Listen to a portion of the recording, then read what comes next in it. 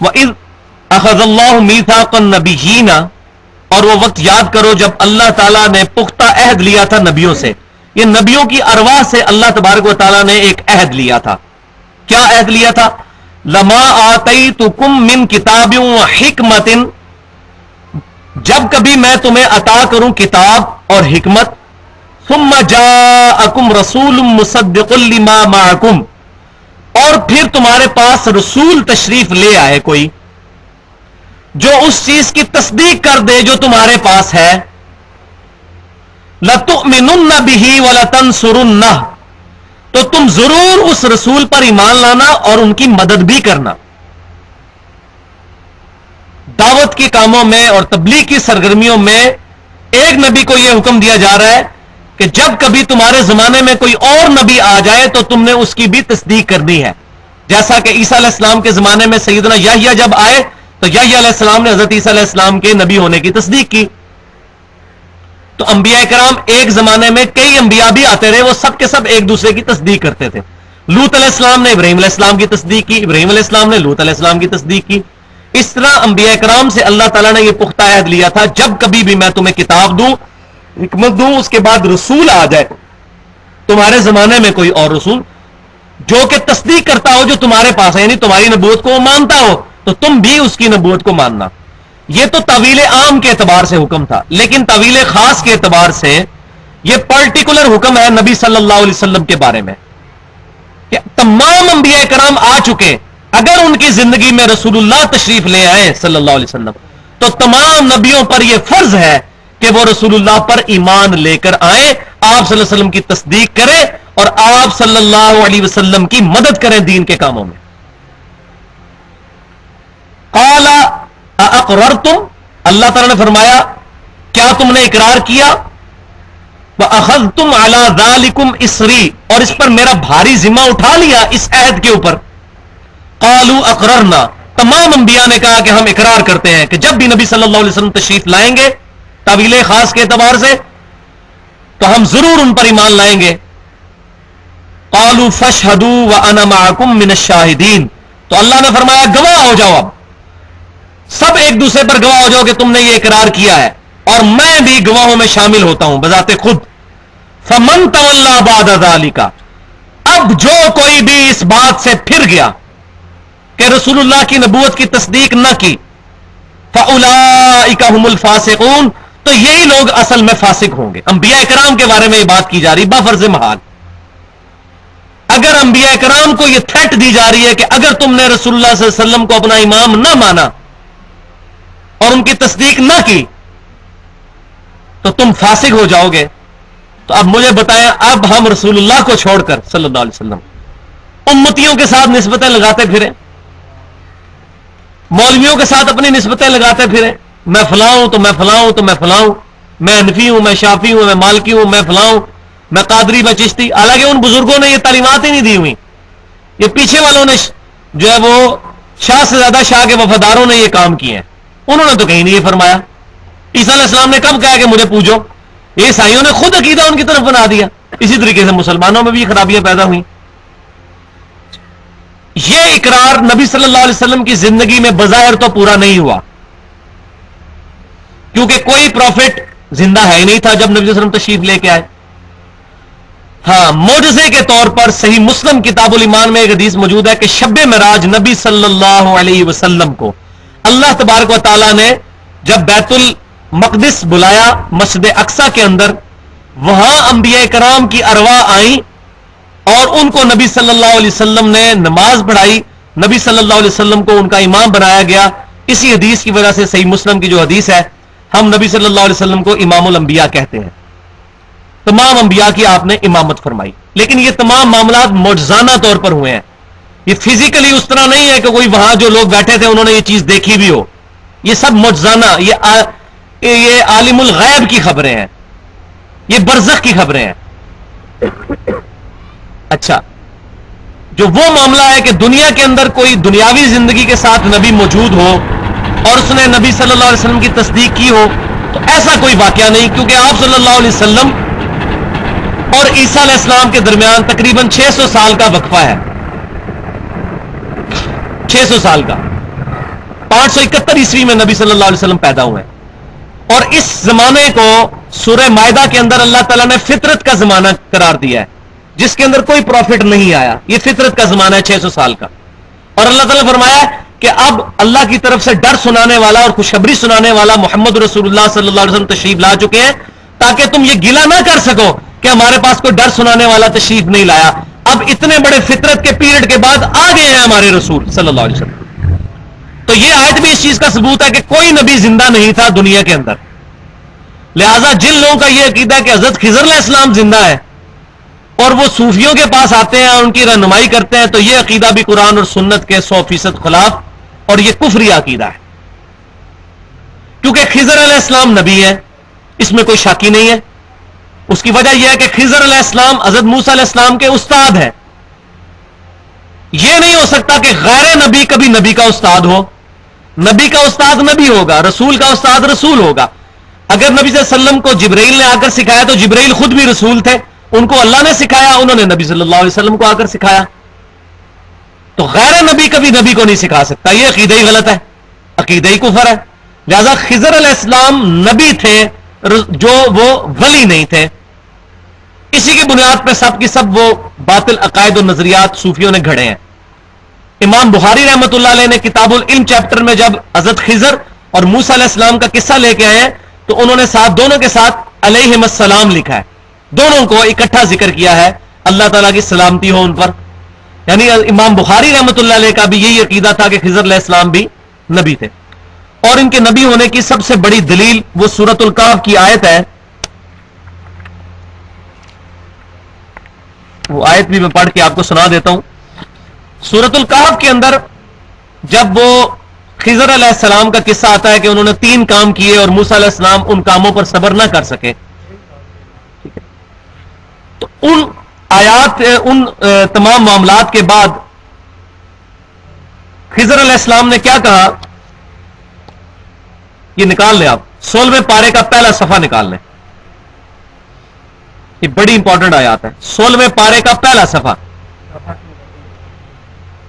کون سا؟ 303 سی صفحہ 303 مل گیا.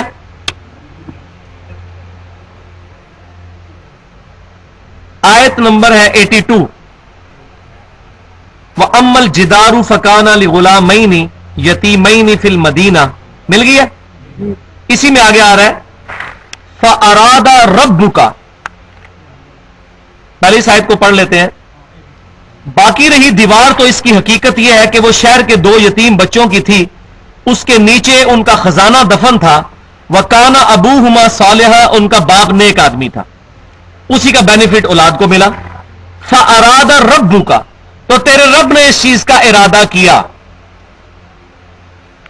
حضرت خضر علیہ السلام نے اپنے ارادے کو رب کی طرف منسوب کیا کہ یہ رب کا فیصلہ تھا. اچھا کیا ارادہ کیا؟ اَن يَبْلُغَ أَشُدَّهُمَا وَيَسْتَخْرِجَا كَنْزَهُمَا، کہ جب وہ دونوں اپنی جوانی کو پہنچے تو وہ اپنا خزانہ وہاں سے نکال لیں. رحمتم من ربک، ان کے رب کی طرف سے خاص رحمت. وما فعلته عن امری، اور جو کچھ میں نے کیا میں نے اپنی مرضی سے نہیں کیا. خضر علیہ السلام کہہ رہے ہیں میں نے اپنی مرضی سے نہیں کیا. ذالک تعویل ما لم تستطع علیہ صبرا، اے موسیٰ علیہ السلام یہ ان باتوں کی تعویل ہے جس پر آپ صبر نہیں کر سکے. اس میں ایک واقعہ یہ تھا کہ انہوں نے بچے کو قتل بھی کیا تھا. اب بچے کو قتل کرنا وحی کے بغیر ممکن نہیں ہے. کوئی اس وقت کشف اور الہام بھی ہوتا تھا. حضرت عیسیٰ علیہ السلام کی والدہ کو الہام ہوا تھا، موسیٰ علیہ السلام کی والدہ کو بھی الہام ہوا تھا، لیکن اس امت میں تو اب ختم ہو چکا ہے، میں نے بتا دیا. لیکن کشف اور الہام کے ذریعے یہ نہیں ہو سکتا کہ آپ کسی زندہ بندے کی جان لے لیں، یہ تو ڈیفینیٹ ہے. کشف اور الہام 100% تو صحیح نہیں ہو سکتا، اس میں بھی شیطان کی دخل ہو سکتی ہے کیونکہ وہ وحی نہیں ہے. صرف نبیوں کو جو وحی ہوتی ہے وہ خالص ہوتی ہے. اب اس میں انہوں نے ایک بچے کی گردن بھی مروڑی تو یہ بغیر وحی کے نہیں ہو سکتا. اور انہوں نے کہہ بھی دیا کہ میں نے خود نہیں کیا، نہ میں نے اپنی مرضی سے کیا، یہ میرے رب کا حکم تھا. رب کا حکم نبی کے اوپر نازل ہوا، جیسا کہ اسرائیل علیہ السلام بھی اللہ کے نبی ہیں فرشتوں میں سے، اور وہ لوگوں کی روح قبض کرتے ہیں. اگر اس کو دلیل بنا لیا جائے تو آج کوئی پیر کسی بچے کی گردن مروڑ دے کسی مرید کے، ٹھیک ہے، اور وہ کہ جی مجھے تو اللہ تعالیٰ کی طرف سے اشارہ ہوا ہے، میں نے اپنی مرضی سے نہیں کیا، تو کیا خیال ہے؟ ایسا تو نہیں ہو سکتا، کبھی نہیں ہو سکتا. صرف اسرائیل کو اجازت ہے کہ وہ یہ کرے. یہ تھوڑی سی وہ ورڈنگ ہے جو طہارتنا، اس پہ کوئی روشنی ڈالو. نہیں، یہ عام لوگوں کی بحث ہی نہیں ہے. اللہ تعالیٰ سے سوال کر لیجیے گا. تو اللہ تبارک و تعالیٰ نے اس عقیدے کو بالکل کلیئر کر دیا کہ خضر علیہ السلام نے اپنی مرضی سے یہ سب کچھ نہیں کیا، لہذا یہ عقیدہ بالکل غلط ہے کہ خضر علیہ السلام ولی تھے. دوسری بات، اس آیت میں ہم نے پڑھا کہ انبیاء کرام سے یہ عہد لیا گیا تھا کہ جب رسول اللہ تشریف لائیں گے آپ نے ان پر ایمان بھی لانا ہے، ان کی مدد بھی کرنی ہے. کسی ضعیف سند سے بھی یہ بات ثابت نہیں ہے کہ خضر علیہ السلام کبھی رسول اللہ پر ایمان لائے ہوں اگر وہ زندہ تھے. آج جو یہ صوفی دعویٰ کرتے ہیں ہمارے پاس آتے ہیں، وہ شیطان آتا ہے، اصل میں اس نے خضر کا روپ ڈالا ہوا ہے، وہ شیطان ہے، پانیوں پہ ان کی حکومت ہے، وہ شیطان ہے، خضر نہیں ہے. خضر تو فوت ہو چکے. اگر خضر علیہ السلام زندہ ہوتے تو ان پر فرض تھا کہ رسول اللہ کے اوپر ایمان لے کے آتے، ورنہ تو وہ فاسق ہو جاتے کہ قرآن کی اس آیت کے تحت. تو خضر علیہ السلام کبھی بھی نبی صلی اللہ علیہ وسلم پر ایمان لانے کے لیے نہیں آئے بنفس نفیس خود صحابہ کرام کے سامنے، کہیں ثابت نہیں ہے. یا انہوں نے کبھی غزوہ بدر میں، غزوہ احد میں نبی صلی اللہ علیہ وسلم کی مدد کی ہو آ کر جنگ کے اندر، کہیں کوئی ثابت نہیں ہے. تو باقی انبیاء کرام کا جو شب معراج اکٹھا ہونا وہ معاملہ ڈیفرنٹ ہے، کیونکہ وہ دنیا میں موجود نہیں تھے. یہ تو دنیا میں موجود تھے بقول ان کے، تو ان کو آنا فرض تھا. تو یہ بھی اس چیز کا ثبوت ہے کہ خضر علیہ السلام دنیا سے جا چکے. اور آخری ثبوت بخاری اور مسلم کی وہ حدیث ہے کہ نبی صلی اللہ علیہ وسلم نے فرمایا کہ جو شخص بھی اس وقت روئے ارض پہ زندہ ہے 100 سال نہیں گزریں گے کہ اسے موت آ جائے گی، اس پر قیامت قائم ہو جائے گی. تو نبی صلی اللہ علیہ وسلم کے زمانے میں جو بھی زندہ تھا 100 سال کے اندر وہ فوت ہو گیا، یعنی وہ زمانہ 100 سال کے اندر ختم ہو گیا. اب تو 100 سال بھی نہیں لگتے، 70-80 سال کے اندر ایک جنریشن ختم ہو جاتی ہے، نئی جنریشن آ جاتی ہے. تو نبی صلی اللہ علیہ وسلم کی پیشن گوئی بالکل صحیح ثابت ہوئی. آخری صحابی ابو طفیل عامر بن واصلہ رضی اللہ تعالیٰ عنہ المتوفی 110 ہجری، نبی صلی اللہ علیہ وسلم کی وفات کے 100 سال کے بعد فوت ہوئے. تو صحابہ کرام کا قرن ختم ہو گیا. تو اگر حضرت خضر زندہ تھے اس وقت بقول ان کے، تو تب بھی وہ فوت ہو چکے ہیں. تو یہ جو صوفیوں کے دعوے ہیں ہمارے پاس حضرت خضر آتے ہیں، خضر نام کی کوئی چیز اس طرح کی امت محمدیہ میں کوئی بھی انسان موجود نہیں ہے. وہ ایک نبی تھے موسیٰ علیہ السلام کے زمانے میں، وہ فوت ہو چکے، اللہ کے پاس جا چکے. لہذا یہ عقیدہ بھی میں نے اس حوالے سے آج کلیئر کر دیا، کیونکہ اس کے اوپر سب کے سب لوگوں نے اپنی بنیاد بنائی ہوئی ہے. دوسرا، اس آیت سے یہ بھی پتہ چلا کہ نبی صلی اللہ علیہ وسلم پر اگر ایمان لانا باقی انبیاء کے لیے ضروری ہے تو ان کے ماننے والوں کے لیے بھی ضروری ہے. لہذا صحیح مسلم کتاب الایمان میں یہ حدیث موجود ہے کہ نبی صلی اللہ علیہ وسلم نے فرمایا، جس یہودی یا عیسائی نے میرے بارے میں سن لیا کہ میں اللہ کا پیغمبر ہوں اور وہ مجھ پر ایمان نہ لایا تو وہ دوزخ میں جائے گا. لہذا آج نبی صلی اللہ علیہ وسلم پر ایمان لانا بھی ضروری ہے دوسرے انبیاء کے امتیوں کے لیے بھی.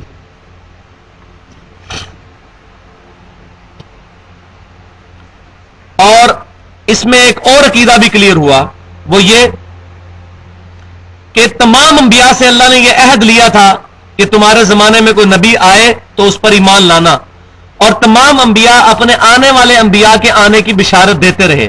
جیسا کہ میں نے کئی دفعہ بتایا ہے کہ آج بھی گاسپل آف جان کے اندر یوحنا کی انجیل جو ہے اس کے اندر موجود ہے چیپٹر نمبر 14، جس میں عیسیٰ علیہ السلام اپنے حواریوں سے کہتے ہیں کہ میں نے تم سے بہت کچھ کہنا ہے مگر ابھی تم اس کے متحمل نہیں ہو. جب وہ آئیں گے دنیا میں تو وہ تمہیں سب کچھ سکھائیں گے، میرا جانا تمہارے لیے رحمت ہے، میں جاؤں گا تو وہ ہستی دنیا میں تشریف لائیں گی، وہ دنیا میں میرا نام روشن کریں گی، وہ اپنی خواہش نفس سے کچھ نہیں کہیں گے، وہ وہی کہیں گے جو اللہ تعالیٰ ان کو وہی فرمائے گا. یہ پریڈکشن آج بھی انجیل میں نبی صلی اللہ علیہ وسلم کے بارے میں موجود ہے. اسی طریقے سے کتاب الاستثناء چیپٹر ڈیوٹرانومی جو تورات اولڈ ٹیسٹمنٹ میں موجود ہے، اس کے چیپٹر نمبر 18 کی آیت نمبر 18 ہے کہ موسیٰ علیہ السلام کہتے ہیں کہ اللہ تبارک و تعالیٰ نے فرمایا موسیٰ علیہ السلام کے بارے میں کہ اے موسیٰ علیہ السلام، میں تیرے بھائیوں یعنی بنی اسماعیل میں سے تیری مانند ایک رسول برپا کروں گا، اس کے منہ میں اپنا کلام ڈالوں گا، وہ اپنے خواہش نفس سے کچھ نہیں کہیں گے، وہ وہی کہیں گے جو میں ان کو وہی کروں گا. یہ پریڈکشن بھی نبی صلی اللہ علیہ وسلم کے بارے میں موجود ہے. تو تمام انبیاء اپنے آنے والے انبیاء کی بشارت دیتے آئے. اگر غلام احمد قادیانی دجال بھی نبی ہوتا تو کسی تو دنیا کی حدیث کے اندر یہ موجود ہوتا کہ نبی صلی اللہ علیہ وسلم نے فرمایا ہوتا کہ میرے بعد غلام احمد قادیانی آئے گا، اس کو نبی مان لینا. کہیں نہیں ہے، اور اس پر ضرور ایمان لے کر آنا. یہ بھی اس بات کا ثبوت ہے کہ نبی صلی اللہ علیہ وسلم کے بعد کوئی نبی نہیں آئے گا. بخاری اور مسلم کی متفق علیہ حدیث ہے کہ نبی صلی اللہ علیہ وسلم نے فرمایا قیامت اس وقت تک قائم نہیں ہوگی جب تک 30 جھوٹے دجال نہ پیدا ہوں جو یہ دعویٰ نہ کرنے لگ پڑے کہ میں اللہ کا نبی ہوں. ہر بندہ یہ دعویٰ کرے گا. اور ابو داؤد میں حدیث موجود ہے, اس میں آگے الفاظ ہے کہ نبی صلی اللہ علیہ وسلم فرمایا انا خاتم النبیین, میں خاتم النبیین ہوں, لا نبی بعدی, میرے بعد کوئی نبی نہیں. اور بخاری اور مسلم کی متفق علیہ حدیث ہے کہ نبی صلی اللہ علیہ وسلم نے فرمایا کہ میری مثال اور باقی انبیاء کی مثال ایک عمارت کی سی ہے جو بڑی خوبصورت ہو, لیکن اس میں ایک اینٹ لگنے کی جگہ ابھی باقی ہو. جو بھی شخص وہاں سے گزرے اس عمارت کی خوبصورتی کی تعریف کرے, لیکن ساتھ یہ کہے کہ اگر یہ ایک اینٹ لگ جائے تو یہ عمارت پرفیکٹ ہو جائے, وہ ایک اینٹ میں ہوں, نبی صلی اللہ علیہ وسلم نے فرمایا. تو جب جگہ ہی ایک اینٹ کی ہے تو غلام احمد قادیانی کہاں سے آ گیا؟ تو یہ تمام کی تمام چیزیں ان آیات سے کلیئر ہوتی ہیں. تو پچھلی دفعہ خضر علیہ السلام سے متعلق میں نے ڈیٹیل سے گفتگو کی تھی. اس میں نے پہلی چیز یہ کلیئر کی تھی کہ خضر علیہ السلام نبی ہیں, ولی نہیں ہیں. اور اس کے ثبوت میں نے سب سے بڑی بات یہ پیش کی کہ چونکہ خضر علیہ السلام سیدنا موسیٰ علیہ السلام کے استاد ہیں, یہ کبھی نہیں ہو سکتا کہ کوئی غیر نبی کسی نبی کا استاد ہو. یہ نبی کی شان کے ہی منافی ہے. نبی کا استاد نبی ہو سکتا ہے. دوسری دلیل یہ کہ امام بخاری رحمۃ اللہ علیہ نے صحیح بخاری کے اندر موسیٰ علیہ السلام اور خضر علیہ السلام کا جہاں پر ذکر کیا تو دونوں کے ناموں کے ساتھ علیہ السلام ذکر کیا ہے. یہ اس چیز کا ثبوت ہے کہ وہ حضرت خضر علیہ السلام کو پروفٹ مانتے تھے. اور اس کے بعد میں نے یہ ڈسکس کیا کہ جن لوگوں کا یہ عقیدہ ہے کہ خضر علیہ السلام زندہ ہیں اور ان کو موت نہیں آئی, ان کا رد کیا تھا کہ نبی صلی اللہ علیہ وسلم پر انبیاء کرام کے لیے ایمان لانا فرض تھا. اگر کوئی نبی رسول اللہ صلی اللہ علیہ وسلم کے مبارک زمانے میں زندہ ہوتا دنیاوی زندگی کے ساتھ, تو اس پہ فرض تھا کہ وہ نبی صلی اللہ علیہ وسلم پر اعلانیہ ایمان لے کر آتا اور نبی صلی اللہ علیہ وسلم کے ساتھ قتال میں, جنگوں میں شریک ہوتا. وہ پیچھے آیت گزری تھی کہ جب رسول اللہ تشریف لے آئے تو تم ان کی مدد کرنا, ان پر ایمان لے کر آنا. کسی ضعیف سند سے بھی یہ بات ثابت نہیں کہ کبھی خضر علیہ السلام نبی صلی اللہ علیہ وسلم پر ایمان لائے ہوں یا انہوں نے نبی صلی اللہ علیہ وسلم کے ساتھ کسی جنگ میں شرکت کی ہو. لہذا یہ عقیدہ بالکل فاسد ہے. ورنہ خضر علیہ السلام اپنی نبوت سے ہی ہاتھ دھو بیٹھتے اگر وہ اللہ کے حکم کی نافرمانی کرتے. تو انبیاء کے لیے یہ چیز ناممکن ہے, محال ہے کہ وہ اپنے رب کے حکم کی نافرمانی کرے. اور تیسری چیز اس کے اندر یہ تھی اسی کانٹیکسٹ میں کہ بخاری اور مسلم کی متفق علیہ حدیث ہے کہ اس وقت جو شخص بھی روئے زمین پر, روئے ارض پر زندہ ہے, 100 سال نہیں گزریں گے کہ اس پر قیامت قائم ہو جائے گی, یعنی اس کو موت آ جائے گی. تو نبی صلی اللہ علیہ وسلم کے مبارک زمانے میں جتنے لوگ بھی زندہ تھے وہ 100 سال کے اندر اندر فوت ہو گئے اور صحابہ کرام کا قرن ختم ہوا. قرن کہتے ہیں عربی میں زمانے کو. تو صحابہ کرام کا قرن, ان کا زمانہ وہ ختم ہو گیا 100 سال کے اندر نبی صلی اللہ علیہ وسلم کے دنیا سے تشریف لے جانے کے بعد.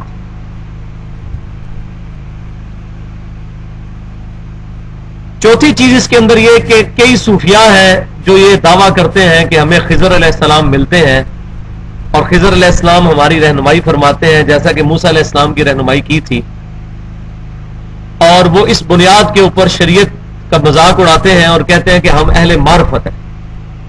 اور جب ان کا رد کیا جاتا ہے کتاب و سنت سے تو وہ کہتے ہیں علم بس کریو یار, حالانکہ ہمارے پورے کا پورے دین کی بنیاد ہی علم پر ہے. انما یخشی اللہ من عبادہ العلماء, اللہ کی معرفت اہل علم کو ہے, علم کے بغیر کوئی چیز نہیں ہے. اور یہ جو لوگ علم کی تذلیل کرنے کے لیے کہتے ہیں جی شیطان بھی بہت بڑا عالم تھا, بھائی یہ کوئی ثابت نہیں ہے کہ شیطان عالم تھا. شیطان بہت بڑا جاہل تھا. عالم ہوتا, عالم جبرائیل علیہ السلام تھے جو اللہ کے حکم کو مانتے ہوئے انہوں نے حضرت آدم علیہ السلام کو سجدہ کیا. عالم تو سارے فرشتے تھے جنہوں نے علم کی بنیاد پر اللہ تعالیٰ کے حکم کو مانا. جو اللہ تبارک و تعالیٰ کے حکم کو نہ مانے وہ تو جاہل ہے, وہ عالم کہاں سے ہو سکتا ہے؟ شیطان کوئی عالم نہیں تھا, وہ جاہل تھا. تو یہ میرا اپنا گمان یہ ہے اور میرا یہ اپنا اجتہاد ہے کہ یہ جو خضر ان کو ملتا ہے یہ بیسیکلی شیطان ہے جس نے حضرت خضر علیہ السلام کا روپ دھاڑا ہوا ہے. یہی وجہ ہے کہ نبی صلی اللہ علیہ وسلم اور صحابہ کرام علیہ رضوان کو کبھی بھی خضر آ کے نہیں ملے، نہ ان کی کوئی رہنمائی کی اس معاملے میں، ورنہ تو ہوتا کہ جب بخاری اور مسلم کی متفق علیہ حدیث ہے کہ صحابہ کرام علیہ رضوان میں اختلاف ہوا خلافت کے مسئلے میں، تو خضر علیہ السلام وہاں آ جاتے، ان کو مشورہ دیتے آ کر، کوئی تو ایسا مسئلہ ہوتا، کسی صحیح سند کے ساتھ کوئی حدیث تو ایسی موجود ہوتی، تو کوئی ایسی حدیث موجود نہیں ہے، لہذا یہ شیطان ہے۔ اور اس کے ثبوت میں وہ بھی حدیث ہے کہ ان صوفیاء کا یہ کہنا ہے کہ خضر علیہ السلام کی حکومت پانیوں پر ہے، پانی پر حکومت ہے حضرت خضر علیہ السلام کی۔ تو پانیوں پہ کس کی حکومت ہے؟ اللہ تبارک و تعالیٰ کی حکومت ہے۔ البتہ اللہ تبارک و تعالیٰ نے کی اجازت سے پانیوں پر شیطان کا تخت ہے۔ صحیح مسلم کے اندر 3 جلد کے اندر صحیح سند ظاہر ہے صحیح مسلم کی حدیث ہے، حدیث موجود ہے کہ نبی صلی اللہ علیہ وسلم نے فرمایا کہ شیطان کا تخت پانی کے اوپر ہے، اور شیطان وہاں پر میٹنگ کال کرتا ہے، اپنے سارے چیلوں کو بلاتا ہے، ان سے ڈسکشن کرتا ہے آج تم نے کیا کیا کیا۔ تو کوئی چیلا آ کے بتاتا ہے کہ آج میں نے فلاں سے چوری کروائی، کوئی کہتا ہے میں نے فلاں سے یہ گناہ کا کام کروایا۔ تو جو شخص اس کو یہ آ کر کہتا ہے، اس کا چیلا شیطان کا، کہ آج میں نے 2 میاں بیوی کے درمیان لڑائی کروا دی، تو اس سے وہ بڑا خوش ہوتا ہے اور اس چیلے کو وہ گلے ملتا ہے کہ تم نے اصل کام کیا ہے، کیونکہ تمدن کی اور معاشرے کی جڑ کٹتی ہے میاں بیوی کے رشتے کے کمزور ہونے سے۔ میاں بیوی کا رشتہ کمزور ہوگا، لڑائی ہوگی، طلاق ہوگی، تو بچوں کا مستقبل خراب ہوگا، اور ایسے بچے پھر معاشرے کے لیے ناسور بنیں گے، نہ ماں کی طرف سے ان کی کوئی نگہداشت ہوگی، نہ والد کی طرف سے کوئی ان کی پرورش کے معاملے میں صحیح طریقے سے ان کے ایشوز کو ایڈریس کیا جا سکے گا۔ تو شیطان کا تخت پانیوں پر ہے، اور یہی وہ خضر ہے جس کے بارے میں کہتے ہیں پانیوں پہ حکومت ہے، یہ شیطان ہے اصل میں۔ اور اس کانٹیکسٹ میں آپ کو ایک اپنا پرسنل واقعہ بھی سناتا ہوں۔ پچھلے سال 17 مارچ 2010 کو اسلام آباد میں نے اپنے گھر کے لیے بورنگ کا ٹھیکہ کیا ایک ٹھیکیدار کے ساتھ۔ اس سے یہ طے پایا کہ 40,000 روپیہ وہ لے گا اور 220 فٹ جو ہے وہ بورنگ کرے گا، کیونکہ وہاں کافی زیادہ، ہمارے یہاں جہلم میں تو 20, 25, 30 فٹ کے اوپر پانی نکل آتا ہے، لیکن اسلام آباد میں پانی کی بڑی قلت ہے، تو 200 سے اوپر ہی جا کے پانی نکلتا ہے، اور اکثر اوقات نہیں بھی نکلتا۔ تو اس سے 220 فٹ جو ہے وہ طے ہوا۔ تو تقریباً 35 دن تک اس نے جو ہے وہ کھدائی کی، اور 220 فٹ جو ہے کھودا، پانی کا ایک ذرہ تک نہیں آیا تھا، ایون سینڈ بھی نہیں تھی زمین کے اندر، تو امید لگ جاتی کہ پانی نکلے گا۔ تو اس نے بورنگ کرنے سے پہلے مجھے یہ کہا تھا کہ آپ بھائی حضرت خضر علیہ السلام کے نام کا بکرا دیں، کیونکہ پانیوں پہ حضرت خضر کی حکومت ہے، تو خضر علیہ السلام کے نام کا بکرا دیں گے تو تب پانی نکلے گا۔ اور جب پانی نہیں نکلا تو اس نے بغلیں بجانا شروع کر دی۔ اس نے کہا کہ جی دیکھا، میں نے کہا تھا خضر علیہ السلام کا بکرا دو ان کے نام کا۔ تو میں نے اس کو یہ بات کہی تھی کہ اللہ تبارک و تعالی ہی زمین و آسمان کے تمام خزانوں کا مالک ہے، اللہ تبارک و تعالی ہی عطا فرمانے والا ہے، کسی کی کوئی حکومت نہیں ہے، ایک ذرے کا بھی کوئی اختیار نہیں رکھتا اس کائنات کے اندر۔ تو وہ کہنے لگا خضر علیہ السلام کی پانیوں پہ حکومت ہے۔ میں نے کہا خضر علیہ السلام جن کو تم کہہ رہے ہو وہ شیطان ہے، خضر علیہ السلام تو فوت ہو چکے ہیں۔ کہتا جی آپ تو بڑے گستاخ ہیں، جیسا کہ گستاخی کا فتویٰ تو ہماری نوک پہ ہوتا ہے، جو بھی حق بات کرے اس کو گستاخ کہہ دیتے ہیں۔ تو میں نے کہا گستاخ تو آپ ہیں جو کتاب و سنت کی تعلیمات کا مذاق اڑا کے تو ایسی بات کر رہے ہیں۔ میں نے کہا جس کو تم خضر سمجھتے ہو نا، اس کو اس کے سمیت زمین و آسمان کی ساری مخلوقات اپنا پیشاب بھی نہیں روک سکتی، کسی کا پانی کیا روک سکتی ہیں؟ کوئی دنیا سے بڑا بزرگ اپنا پیشاب روک کے بتا دے۔ انسان تو اپنا پیشاب روکنے پر قادر نہیں ہے، کسی کا پانی یا روٹی کیسے یا رزق بند کر سکتے ہیں؟ کہتا ہے تم تو پکے گستاخ ہو، تمہارا پانی نہیں نکلے گا۔ تو خیر جب میں نے بورنگ شروع کروانی تھی اس سے پہلے 2 نفل پڑھ کے اللہ تعالیٰ سے دعا کی، کیونکہ ادھر علاقے میں پانی بڑا کم تھا۔ جب 220 فٹ تک بورنگ کر لی، پانی نہیں نکلا، اس نے کہا جی دیکھا، میں نے کہا تو کہتا جی اب تو وقت نکل چکا ہے، اب تم خضر علیہ السلام کے نام کا بیل بھی دو گے تب بھی پانی نہیں نکلے گا، تم نے گستاخی کی ہے۔ تو بورنگ کا ٹھیکہ ختم ہو چکا ہے، اب اگر تم نے مزید آگے بورنگ کروانی ہے تو 1500 روپیہ ایک دن کے چارج ہوں گے۔ تو میں نے کہا ٹھیک ہے، 1500 روپیہ ایک دن کا. تو اس نے اگلے دن پھر 1500 پر ڈے کے اوپر ٹھیکہ کیا. اگلے دن آ کر اس نے 8 فٹ جو ہے کھدائی کی، تو 228 فٹ جو ہے وہ بور ہوا، لیکن پانی نہیں نکلا. اس دوران وہ کہنے لگا جی ادھر ایک مائی ہے جی، وہ پانی دم کر کے دیتی ہے، وہ ایسے بور میں پھینکے تو پانی نکل آتا ہے. میں نے کہا یار تم میرا پانی نہ نکلے لیکن میں نے اپنا ایمان تو برباد نہیں کرنا، میرا یہ عقیدہ ہی نہیں ہے. پانی دینا نہ دینا یہ تو اللہ کی مرضی ہے، لیکن یہ حرکت میں نے نہیں کرنی جو تم مجھے اس طرح اوٹ پٹانگ مشورے دے رہے ہو. اچھا اگلے دن جب دوسرا دن، پہلی دیہاڑی اس کو 1500 دی، اس سے اگلا دن آیا تو صبح سویرے 8 بجے جب اس نے بورنگ کا کام شروع کیا، روزانہ تقریباً وہ 12 گھنٹے بورنگ کرتا تھا. 35 دن تک کی اس نے، کیونکہ پتھر آتے ہیں اور بعض اوقات ایک پتھر کو ریموو کرتے ہوئے بھی 8-10 دن لگ جاتے ہیں، پتھر کو توڑنا پڑتا. وہاں 5 پتھر جو ہیں وہ ٹوٹے. اگلے دن آ کے اس نے صبح بورنگ کے لیے جیسے ہی پہلی دفعہ وہ بورنگ کا انسٹرومنٹ ڈالا تو پتھر کٹا، اور اس نے جب کھینچا تو 50 فٹ پانی نیچے کھڑا ہو چکا ہوا تھا. یعنی وہ پتھر کے ہٹنے کے بعد پانی زمین سے نکلا. اور یہ پانی جو پتھر کے نیچے سے نکلتا ہے، یہ پانی کبھی بھی گرمیوں میں خشک نہیں ہوتا. جیسا کہ آپ کے جسم میں بھی آپ دیکھیں کہیں سوئی داخل کرے تو خون نکلتا ہے، لیکن اگر وہ سوئی کسی رگ کے اوپر جا کے لگے نا تو خون بڑے پریشر سے نکلتا ہے. اس طرح زمین کے نیچے بھی اللہ تبارک و تعالیٰ نے دریا اور رگیں پانی کی بھائی ہوئی ہیں. اگر وہاں جا کے آپ کا بور اتر جائے تو وہ پانی بڑے پریشر سے نکلتا ہے اور کبھی خشک بھی نہیں ہوتا. وہ واٹر ٹیبل جو ہے وہ بارشوں کی وجہ سے، سیپیج کی وجہ سے نہیں ہوتا، بلکہ زمین کے نیچے جو دریا بہتے ہیں، جیسا زمین کے اوپر دریا بہتے ہیں اس طرح زمین کے نیچے بھی دریا بہتے ہیں جو کہ گلیشیئر سے چلتے ہیں، وہ ان کے ساتھ میچ کر جاتا ہے. تو پانی نکل آیا. اس نے جناب صبح سویرے 8:30 بجے ہمارے چوکیدار نے فون کیا، جی مبارک ہو سر پانی نکل آیا. تو میں پھر شام کے وقت آفس سے فارغ ہو کے آیا تو وہ میں نے اس کو کہا چلو آج کا دن تم پورا کرو. کہنے لگا جی پانی اتنے پریشر کا ہے کہ بوکی نیچے ہی نہیں جاتی ہے، اتنا زیادہ پانی ہے اور 50 فٹ پانی کھڑا ہے. تو میں نے اس کو کہا یار اگر دنیا میں کسی کا پانی حضرت خضر روک سکتے تو میرا روکتے، کیونکہ میں نے تو اتنی گستاخیاں کی تھی تمہارے حضرت خضر کے بارے میں جو شیطان ہے، وہ حضرت خضر تو فوت ہو چکے ہیں. تو پھر میں نے اس کو پھر توبہ کروائی، الحمدللہ اس کے عقیدے کی اصلاح کی. تو اس کی 12 مشینیں بورنگ کی اور وہ یہی کام کرتا ہے. وہ گولڈا شی والوں کے ساتھ اس کی بڑی عقیدت بھی تھی. تو میں نے اس کو پھر بات سمجھائی کہ یہ ساری کی ساری چیزیں اوٹ پٹانگ ہے. اگر میں تمہارے کہنے پہ بکرا دے دیتا، اگر ضعیف الاعتقاد ہوتا یا پانی دم لا کے پھینک دیتا، اس کے اندر پانی تو نکل نہیں تھا اور وہ ڈال دینا تھا بزرگوں کے کھاتے کے اندر.